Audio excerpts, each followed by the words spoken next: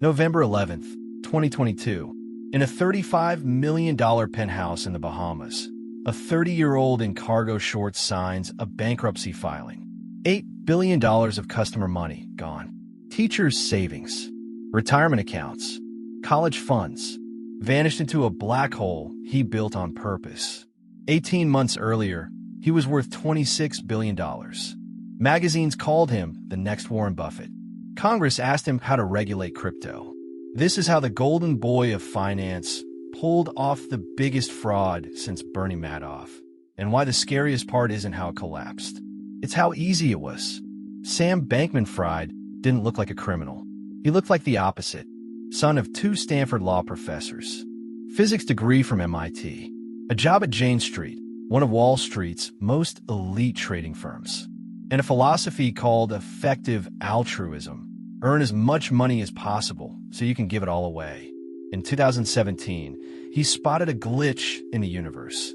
Bitcoin sold for more in Japan than in America. Same coin, different price. His new trading firm, Alameda Research, milked that gap for millions. Then in 2019, he built something bigger, his own casino, a crypto exchange called FTX.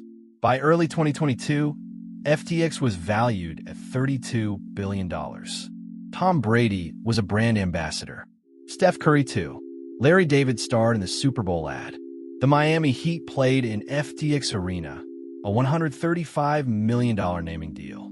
Sam became one of the biggest political donors in America, testified before Congress in his signature wrinkled t-shirt, and was photographed next to presidents and prime ministers. The pitch was simple. Crypto is the Wild West, but FTX is the safe place. The regulated place.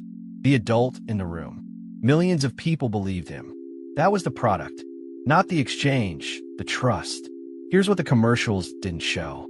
FTX had a twin, Alameda Research, Sam's private trading firm, run by his on-again, off-again girlfriend, Caroline Ellison. Officially, they were separate companies. In reality, they were one organism with 2 faces. The scheme had 3 gears. Gear 1. FTX printed its own token, FTT, out of thin air, and Alameda's balance sheet was stuffed with it. Billions in assets that were really just IOUs from themselves. Gear 2. Customer deposits, real dollars from real people, quietly flowed into bank accounts Alameda controlled. Gear 3 was buried in the code. FTX co-founder Gary Wang wrote a secret feature into the exchange, allow negative. Every other trader on FTX could be liquidated. Alameda could not.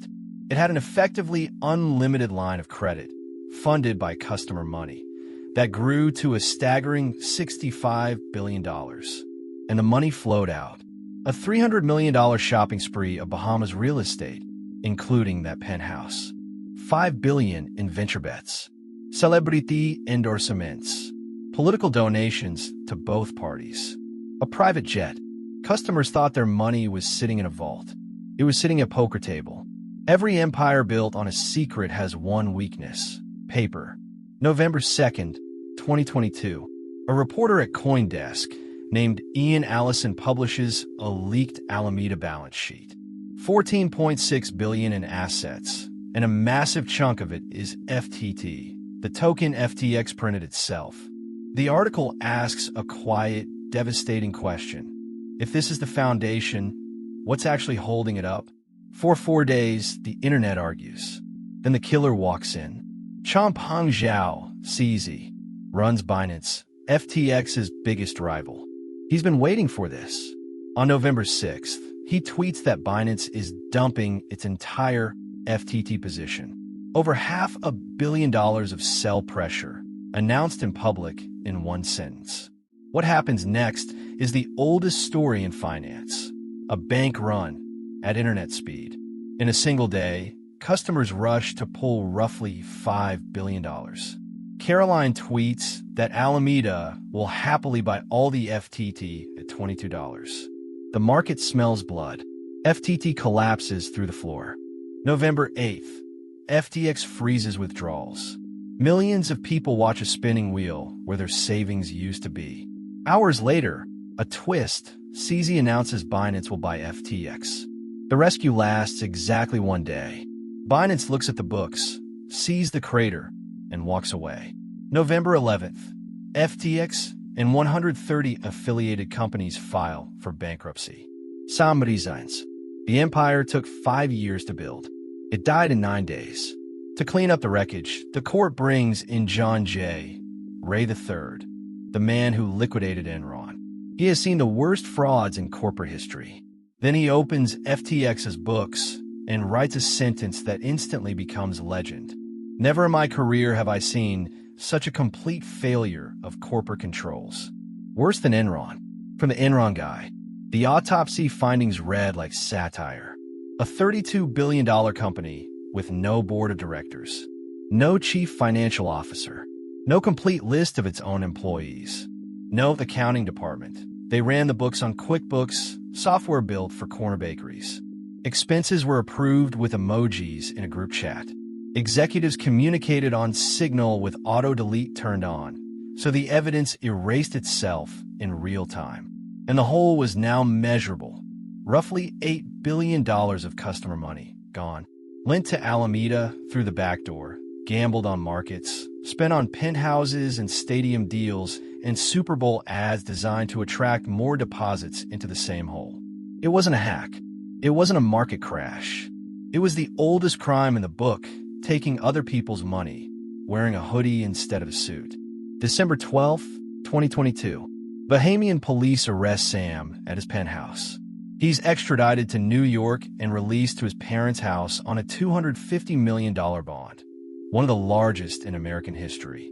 Then he does something no defense lawyer on earth would allow: a media tour. Interviews, podcasts, tweets. 8 months later, a judge revokes his bail for witness tampering. He'd leaked his ex-girlfriend's private diaries to the New York Times. October 2023. The trial. And here's the brutal part. The witnesses against him were his own inner circle. Caroline Ellison, Gary Wong, who wrote The Backdoor, Nishad Singh. All of them had already pleaded guilty. All of them pointed at one man. November 2nd, 2023, exactly 1 year after the CoinDesk article. The jury needs less than 5 hours. Guilty on all 7 counts. March 2024, 25 years in federal prison and an $11 billion forfeiture. Caroline Ellison gets 2 years for cooperating. Gary Wong and Nishad Singh avoid prison entirely. And in June 2026, a federal appeals court rejected Sam's appeal. The conviction stands. His team is now reportedly angling for a presidential pardon. Now here's the ending nobody saw coming. Starting in 2025, the FTX estate began paying customers back. By this summer, July 2026, total distributions are approaching $10 billion, with most customers recovering over 100% of their claims. Some small claims got 120%. So, a happy ending? Read the fine print. Claims were valued in dollars at November 2022 prices, the bottom of the market. If you held Bitcoin on FTX, you were paid out as if Bitcoin never recovered. It did. It's worth several times more today. Customers didn't get their coins back. They got cashed out at the exact bottom against their will. The 120% recovery is the most expensive refund in history.